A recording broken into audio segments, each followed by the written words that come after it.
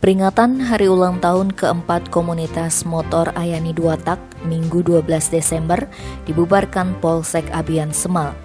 Rekaman pembubaran acara yang berlangsung di objek wisata alam Bali Desa Sedang, Abian Semal Badung viral di media sosial. Usut punya usut, tindakan tersebut dilakukan petugas setelah menerima laporan dari masyarakat Desa Sedang yang merasa terganggu atas acara itu. Kapolsek Abian Semal Kompol Ruli Agus Susanto yang turun langsung ke lokasi mengatakan acara tersebut mengganggu ketertiban umum. Selain itu, Ruli menyebut acara dihadiri lebih dari 500 orang yang tak menerapkan protokol kesehatan COVID-19, seperti tidak memakai masker maupun menjaga jarak.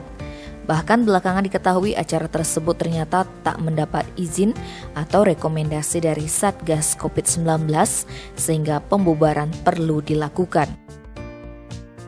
Lebih lanjut, perwira Melati 1 di Pundak itu mengaku saat ini panitia yang bertanggung jawab atas kegiatan tersebut sedang diklarifikasi.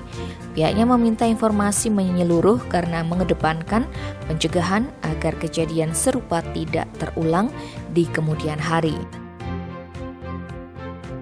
Tim Bali Express melaporkan.